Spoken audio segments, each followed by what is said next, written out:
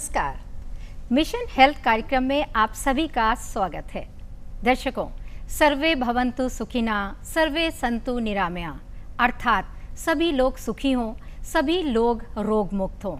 जी हाँ, यही कोशिश रहती है मिशन हेल्थ कार्यक्रम की और इसी उद्देश्य से हम हमेशा हाजिर होते हैं इसी दिन इसी समय एक नए विषय के साथ। इसी क्रम में आज का विषय हमने लिया है उच्च रक्तचाप, कारण व नियंत्रण। जी हाँ, यही विषय है हमारे आज के इस कार्यक्रम का। इस विषय से जुड़ा अगर आपका भी कोई सवाल है, कुछ जानना चाहते हैं या कोई जिज्ञासा है, आप हमें फ़ोन कर सकते हैं। फ़ोन करने के लिए जल्दी से कागज़ और कलम उठाइए, फ़ोन नंबर्स नोट कीजिए।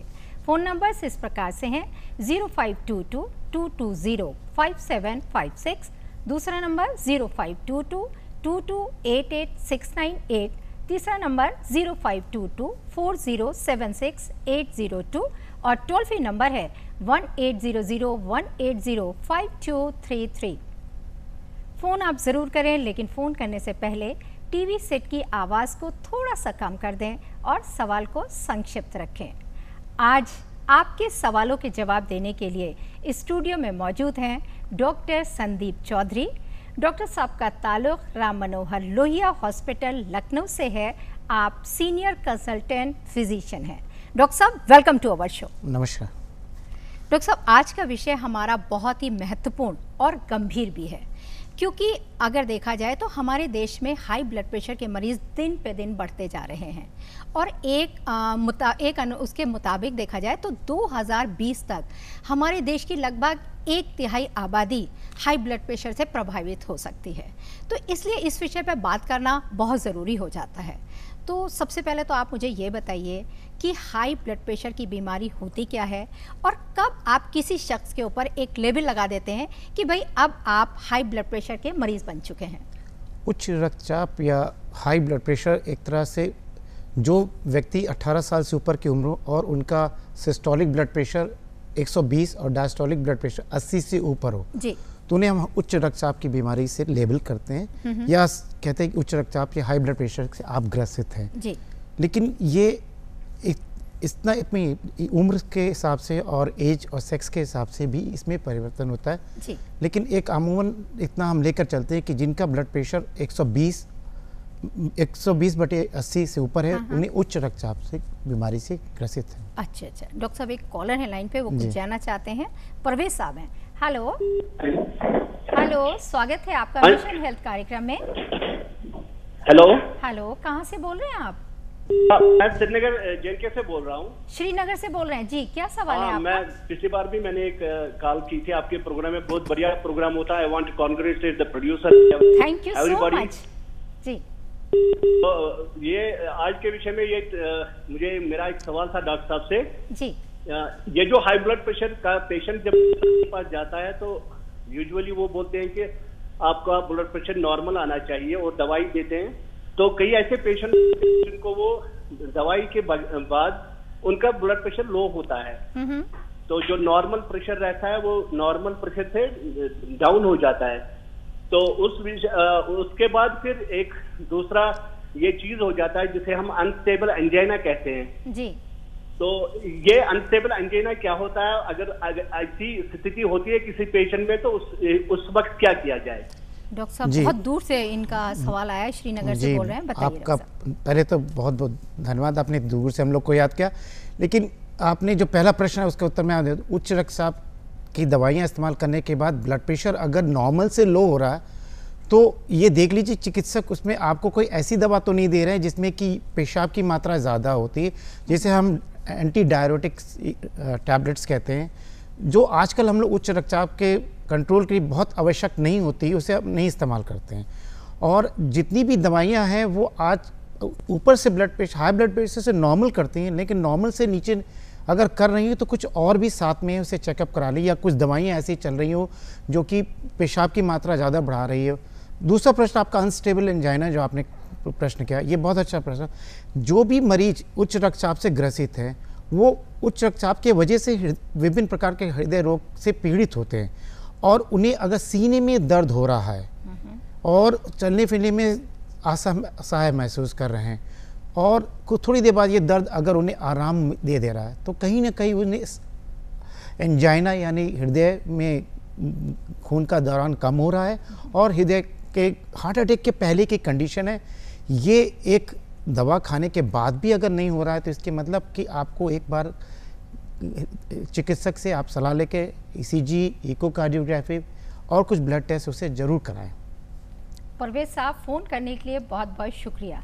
Next caller. Hello hello. हाँ मैम, नमस्कार। हेलो जी नमस्ते, कहाँ से बोल रहे हैं, अपना नाम बताइए। मैं गोविंद मानेश्वर बोल रहा हूँ मैम, ग्राम कन्या दमोह, जिला बालाघाट, मध्य प्रदेश से। जी बताइए, क्या सवाल है आपका? सवाल ये है मैम कि जैसे अपने पिताजी को ब्लड प्रेशर की बीमारी, हाई ब्लड प्रेशर की, तो उसकी वजह से उनको लकवा भी हो गया है, तो उनकी BP को अपन कैसे कंट्रोल रख सकते हैं, इसके बारे में जानकारी चाहिए। डॉक्टर साहब जी क्या अगर आपके पिताजी को ब्लड प्रेशर है, उसकी वजह से लकवा मार गया, तो ये आपको मैं बता दूं कि पहले तो अब मैं नहीं जानता कि कब लकवा, आप आगे उनका ब्लड प्रेशर कंट्रोल करने के लिए नियमित उनका ब्लड प्रेशर चेकअप करते रहें और बेहतर होगा कि आप घर पे अगर स्वयं ब्लड प्रेशर नियमित रूप से चेकअप कर रहे हैं सुबह, दोपहर, शाम, तो ज़्यादा अच्छा है, क्योंकि आप जो नाप कर घर पे जाकर अपने चिकित्सक को बताएंगे वो सबसे अच्छी रीडिंग होती है, वो अच्छे वातावरण, घर के वातावरण, शांत वातावरण की रीडिंग होती है, वो सही रीडिंग होती है। और जो चिकित्सक आपको वो दवा की सलाह देते हैं उसे नियमित आप उस प्रयोग करें, साथ साथ और जो भी आपको परहेज करने को बताया जाता है उसे आप रेगुलर करते रहें, तो आगे कोई हृदय रोग बीमारी या पुनः कोई दूसरा स्ट्रोक आने की संभावना एकदम नहीं रहेगी। फोन करने के लिए बहुत बहुत शुक्रिया। Next caller. Hello hello. Hello ma'am. जी, आप हमारी आवाज़ सुन पा रहे हैं तो प्लीज़ अपना सवाल पूछिए। हेलो मैम, मेरा ये सवाल है जी कि मैम हाई ब्लड प्रेशर को कंट्रोल कैसे किया जा सकता है? ओके, बहुत अच्छा सवाल है डॉक्टर साहब। ये है कि कैसे कंट्रोल किया जाए। जी धन्यवाद, आपने ये प्रश्न पूछा। और इसमें हाई ब्लड प्रेशर कंट्रोल करने के लिए सबसे पहले तो आप नियमित व्यायाम करें, आपका भोजन की प्रक्रिया, भोजन आपका संतुलित होना चाहिए, आप तनाव मुक्त रहें, आप नींद पूरी लें और आपकी जो दिनचर्या है उसको आप नियमित ढंग से करते रहें।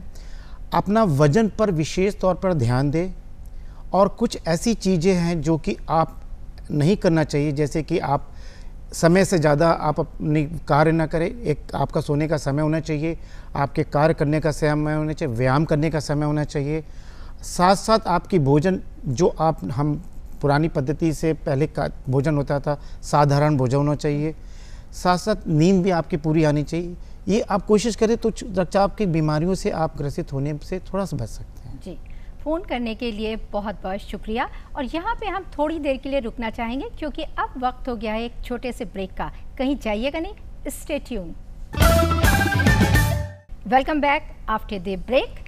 आज का विषय है हाई ब्लड प्रेशर और इस विषय पर विस्तार से जानकारी देने के लिए स्टूडियो में मौजूद हैं जाने माने एक्सपर्ट डॉक्टर संदीप चौधरी। और इस वक्त एक कॉलर जुड़ गए हैं मध्य प्रदेश से। आइए जानते हैं उनका क्या सवाल है।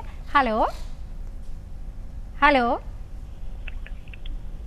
हेलो हेलो जी, क्या जानना चाहते हैं आप? हाँ, मेरा नाम मनोज है, मैं कोरबा से बोल रहा हूँ। जी मनोज जी। हाँ, डॉक्टर साहब को नमस्कार। मेरा नमस्कार जी। हेलो हेलो जी, पूछिए सवाल अपना। हाँ डॉक्टर जी को नमस्कार। मेरा जी नमस्ते। हाँ, मेरा सवाल ये है कि मेरा BP कभी कभी हाई हो जाता है जी। कितना हाई हो जाता है? हाँ, मतलब अचानक से, कभी कभी, एकदम ज्यादा नहीं जी, कभी कभी हाई हो जाता है। गुस्सा। आपकी एज कितनी है? हेलो हेलो प्लीज आप बताइए आपकी उम्र कितनी है? मेरी उम्र मैडम 30 साल। 30 डॉक्टर साहब 30 साल है और कभी कभी इनका ब्लड प्रेशर हाई हो जाता है। बहुत ज़्यादा नहीं बता रहे हैं जैसा कि, मगर कुछ हाई हो जाता है। मनोज जी, आपकी उम्र जैसे है 30 साल, संभवतः कहीं आप कहीं ना कहीं किसी जगह कार्य करते होंगे और आप रेगुलर ब्लड प्रेशर आपको नहीं है, तो आपका ये ब्लड प्रेशर कभी कभी हाई होने के कहीं ना कहीं कारण कहीं तनाव है और आप नियमित आप निद्रा या सोने में आपकी कहीं डिस्टर्बेंस होगा और ये दोनों चीज़ें देख लीजिए, कहीं आप नियमित व्यायाम भी नहीं कर रहे होंगे। अगर आप ये चीज़ें दूर कर देते हो और आप नमक की मात्रा खाने में कम रहें और अपने वज़न पे ध्यान दें, तनाव मुक्त रहें, कार्य संपादित करें, थोड़ा सा व्यायाम करें, तो आपका ब्लड प्रेशर नॉर्मल रहेगा। फिर भी अगर आपका ब्लड प्रेशर बढ़ता है तो आप चिकित्सक से नपवा कर और चिकित्सक आपको जो भी सलाह दे उसे नियमित करेंगे तो ब्लड प्रेशर आपका नॉर्मल रहेगा। मनोज जी, फ़ोन करने के लिए बहुत बहुत शुक्रिया। डॉक्टर साहब, आगे हम आपसे जानना चाहेंगे कि क्या कोई ख़ास एज ग्रुप है जिसमें हाई बीपी की शिकायत ज़्यादा होती है?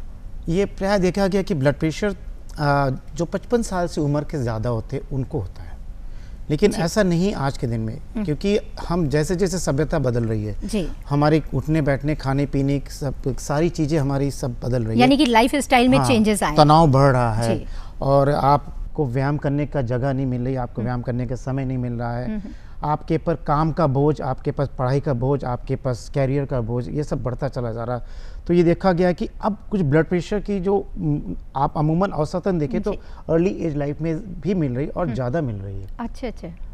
और इसीलिए ब्लड प्रेशर को जब 95% इसके जो कारण हैं वो प्राइमरी कॉज है, जिसमें कि अपने एज और एज जेनेटिक चेंजेस की वजह से होते हैं, लेकिन ऐसा नहीं, अब सेकेंडरी कॉज भी बहुत हो रहा है। अच्छा अच्छा। अर्ली एज लाइफ में और बहुत उम्र में से पहले भी देखा जाए, और कई ये विशेष परिस्थितियों में भी ज़्यादा मिलने, जैसे किन्हीं को अगर किसी के परिवार में माता पिता को पहले से ब्लड प्रेशर है, यानी कि आनुवंशिक कारण भी हो सकता है। आनुवंशिक कारण से भी अब ज़्यादा ब्लड प्रेशर जी जल्दी उम्र में मिलने के चांसेस हैं। डॉक्टर साहब, एक कॉलर हैं दिव्यांश आगरा से।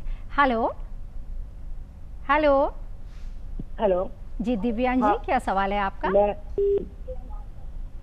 पूछिए सवाल। मेरा ये सवाल है जी कि इसमें हमारी ग्रैंडफादर, ग्रैंडमदर और इवन पापा भी होते हैं, तो उनको कभी कभी ज्यादा ब्लड प्रेशर के कारण उनको परेशानी झेलनी पड़ती है, तो उनको टिप्स कैसे दी जाए कि ब्लड प्रेशर कैसे कंट्रोल किया जाए? ओके डॉक्टर साहब, ये वही कॉमन सवाल है कि किस तरह से ब्लड प्रेशर को कंट्रोल किया जाए। ब्लड प्रेशर को कंट्रोल करने के लिए बहुत सरलता से हम आपको समझ कि आप रेगुलर चेकअप रखें जी।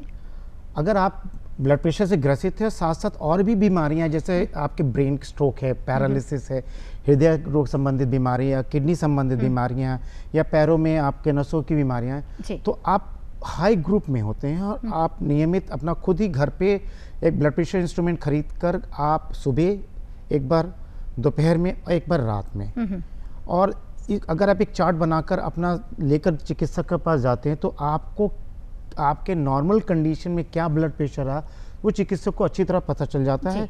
उस हिसाब से आपके एज ग्रुप, आपके सेक्स, आपके इस तरह से रिक्वायरमेंट के अकॉर्डिंगली वो आपको दवा का सलाह देंगे। लेकिन साथ साथ कुछ और भी चीज़ अगर आप करते हैं तो आप ब्लड प्रेशर की दवाइयाँ जो आप खा रहे हैं उसमें आपको सहायक होते हैं। जैसे कि आप खाने में नमक की मात्रा कम रखिए, आप नियमित व्यायाम करें, कम से कम आप सुबह नहीं तो शाम के वक्त 45 मिनट्स आप वॉकिंग करें। बिल्कुल। और हल्का सा घर में आप योगा भी कर सकते हैं, हल्के से एक्सरसाइज भी कर सकते हैं। साथ साथ कुछ ऐसी चीज़ें जैसे आप बहुत ज़्यादा आप कॉफ़ी या इस तरह चीज़ों की सेवन करते हैं उसका सेवन, अगर स्मोकिंग करते हैं तो उसको एकदम दूर रखें। और डॉक्टर साहब, जैसे कि जो लोग मसाला खाते हैं या शराब का सेवन करते हैं उसको भी दूर रखना चाहिए। ये स्मोकिंग, किसी प्रकार का कोई नशा, चाहे वो शराब हो चाहे वो मसाला हो, हर तरह से ये सब ब्लड प्रेशर को बढ़ाने में सहायक होते हैं। साथ साथ आपके खान पान की प्रक्रिया में बहुत ज़्यादा अंतर होता है। आप तलब और ये सब चीज़ें ज़्यादा गरिष्ठ आबादी चीज़ें को फास्ट फूड का आजकल दौर है। अगर आपकी नींद पूरी नहीं आ रही है, अगर आप रात को देर में खाना खाते हैं, आप रात में देर में खाना खाकर सोते हैं तो स्वाभाविक आपकी नींद पूरी नहीं आएगी। और अगर आपकी नींद पूरी नहीं आती तो ब्लड प्रेशर की दवा भी सहायक नहीं होती है। अच्छा। तो इस पर विशेष तौर पर ध्यान दीजिए। और अगर आपके जीवन में कार्य ऑफिस के हैं, स्वाभाविक सभी के साथ पढ़ाई से लेकर बच्चों के कैरियर से लेकर घर के कार्य, गृहिणियों के घर के कार्य और पुरुषों के घर से बाहर या किसी तरह भी वर्किंग लेडीज़ भी हैं, तो आपके जो घर के कार्य हैं और बाहर के कार्य हैं तो आप उसमें इतनी तनाव से रहते हैं कि कहीं ना कहीं वो आपकी जीवन शैली पर असर करता है। थोड़ा सा जीवन शैली पे परिवर्तन तो आपको करना पड़ेगा, क्योंकि अकेले दवा यही नहीं आपको ब्लड प्रेशर दूर कर सकती। ये नॉन फार्माकोलॉजिकल चीज़ें हैं, वो आपको साथ में सहायक होती है और बहुत मददगार होती है ब्लड प्रेशर कंट्रोल करने। यानी कि एक्सरसाइज और योग को जरूर शामिल करना चाहिए। एक्सरसाइज और योग को जरूर शामिल। जी, तो हम आपसे कहना चाहेंगे कि आप अपनी रोजमर्रा की जिंदगी में एक्सरसाइज और योग को जरूर शामिल कीजिए। कहते हैं करिए योग और रहिए निरोग। और अब इसी के साथ लेते हैं एक छोटा सा ब्रेक। कहीं जाइएगा नहीं, देखते रहिए आप हमारा कार्यक्रम मिशन हेल्थ। मिशन हेल्थ कार्यक्रम में आपका एक बार फिर से स्वागत है। आज हम बात कर रहे हैं हाई ब्लड प्रेशर के बारे में। स्टूडियो में मौजूद हैं डॉक्टर संदीप चौधरी और इस वक्त एक कॉलर जुड़ गए हैं, वो कुछ जानना चाहते हैं। हेलो। जी जी जी हेलो, स्वागत है आपका हमारे मिशन हेल्थ कार्यक्रम में। अपना नाम बताइए, सवाल पूछिए। मेरा नाम मोहम्मद आमिर खान फ्रॉम मुरई। जी, क्या जानना चाहते हैं आप? मैं ये जानना चाहता हूँ कि उच्च रक्तचाप में जो रक्त की पीएच वैल्यू 7.4 है वो काफी बढ़ जाती है क्या? बताइए डॉक्टर साहब। या फिर और क्या रीजन है जिस वजह से ब्लड के कौन से ऐसे फंक्शन की वजह से हाई ब्लड प्रेशर होता है? ब्लड के कौन से फंक्शन की वजह से हाई ब्लड प्रेशर हो जाता है? ब्लड के कोई फंक्शन की वजह से ब्लड प्रेशर नहीं होता है। मैं आपको आपकी भ्रम दूर करूं। एक तरह जो ब्लड को ले जाने की धमनियां होती हैं उनमें सिकुड़नपन या रुकावट की वजह से ब्लड प्रेशर होता है। एक तरह से जैसे प्रेशर का शब्द है, मतलब कि किसी चीज़ को मूव करने के लिए कोई एक जोर की जरूरत हो रही, तो एक हार्ट एक तरह से, हृदय एक तरह से पंप होता है। उसको खून को फेंकने के लिए अगर उसकी धमनियां सरलता से खून नहीं ले जाने में, तभी हाई ब्लड प्रेशर होता। रक्त की अपनी कोई खराबी की वजह से नहीं होता। यानी कि डॉक्टर साहब जो नलियां होती है अंदर कोलेस्ट्रॉल जमने लगता है तो उनका जो डायमीटर है शायद वो कम होने लगता है। जी हाँ, इसकी वजह से भी दिक्कत होती है। कोलेस्ट्रॉल जमने लगता है, धमनियां सख्त हो जाती है, जिसे हम आर्टेरियोस्क्लेरोसिस भी कहते हैं। ये मुख्य कारण। हाँ, कोलेस्ट्रॉल जहाँ तक जमने लगता है तो वो धीरे धीरे उसकी रास्ते और कम हो जाते हैं। तो उसको खून को भेजने के लिए बहाव में दिक्कत आती है, बहाव की दिक्कत आएगी, ज़्यादा प्रेशर की ज़रूरत होती है। इसीलिए हृदय को ज़्यादा प्रेशर क्रिएट करना पड़ता है। उसी को हम उसकी वजह से हाई ब्लड प्रेशर हो जाता है। जी, आमिर साहब फ़ोन करने के लिए बहुत बहुत शुक्रिया।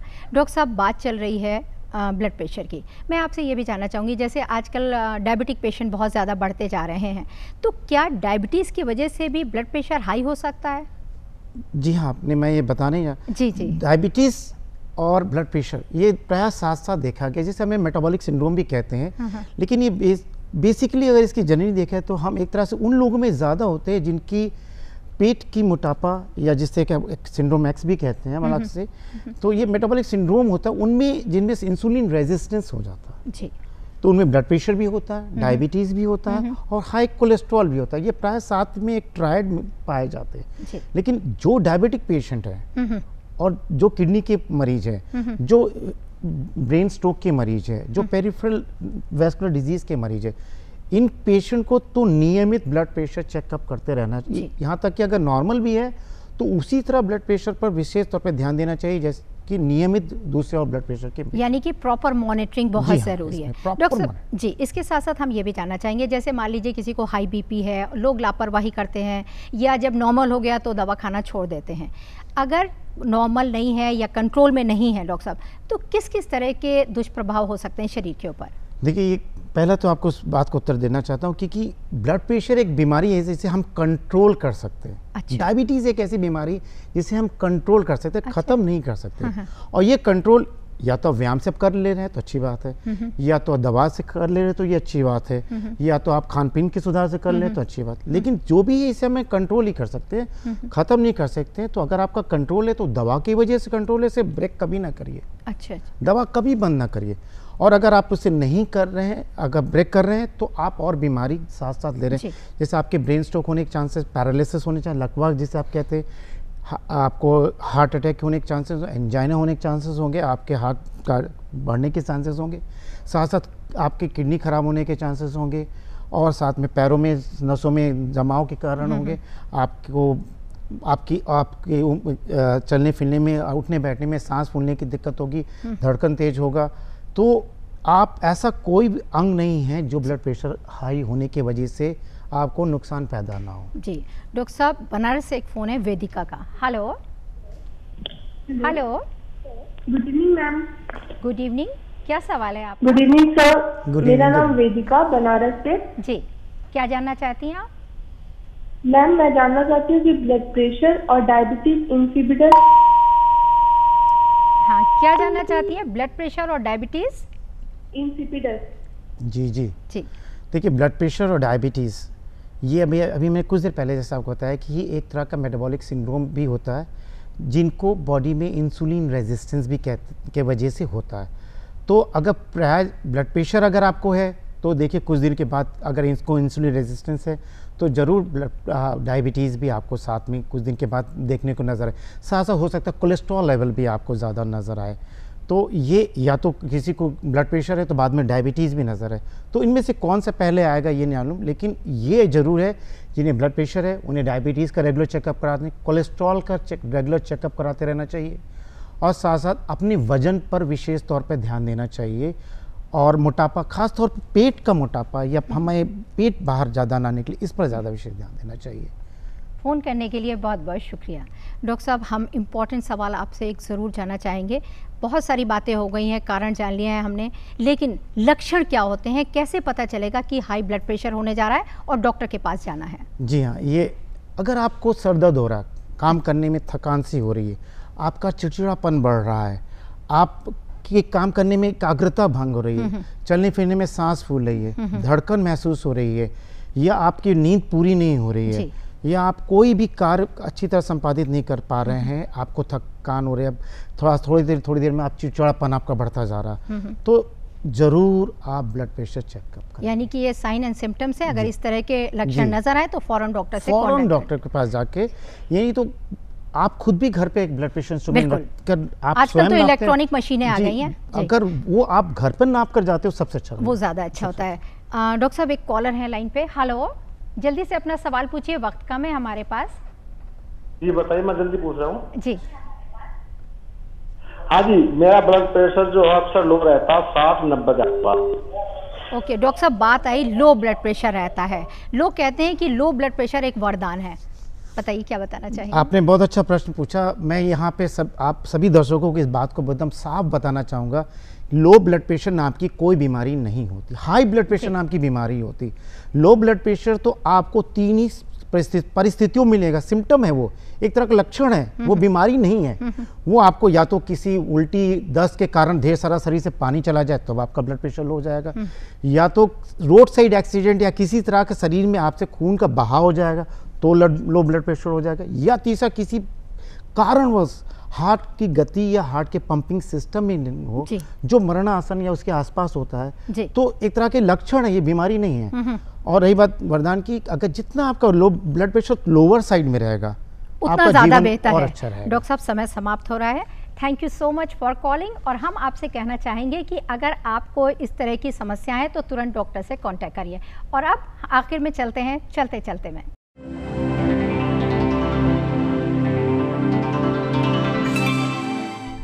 जैसा कि आप जानते हैं कि इस कार्यक्रम के आखिर में हम आपसे एक सवाल पूछते हैं, तो बस वक्त हो गया है, जल्दी से कागज़ और कलम उठाइए और नोट कीजिए आज का प्रश्न। हमारा आज का सवाल है, उच्च रक्तचाप रोग का सही इलाज व नियंत्रण न होने पर क्या दुष्प्रभाव हो सकते हैं? जी हाँ, यही सवाल है और इस सवाल का जवाब आप हमें जल्द से जल्द डाक या ईमेल के जरिए भेज सकते हैं। इसके लिए नोट कीजिए आप हमारा पता और ईमेल। हमारा पता है प्रस्तुतकर्ता मिशन हेल्थ, कमरा नंबर 205, दूरदर्शन केंद्र 24 अशोक मार्ग, लखनऊ 226001 और हमारा ईमेल आईडी है missionhealth.ddupLko@gmail.com। आप हमें खत ज़रूर लिखें, हमें आपके ख़त का बेसब्री से इंतज़ार रहेगा। और इसी कामना के साथ आप स्वस्थ रहें, सुखी रहें, हंसते रहें, मुस्कुराते रहें और मिशन हेल्थ कार्यक्रम ज़रूर देखते रहें। इसी के साथ डॉक्टर साहब, मैं आपसे भी विदा लेती हूँ। आप स्टूडियो में आए और ब्लड प्रेशर के बारे में इतनी इंपॉर्टेंट जानकारी दी, थैंक यू सो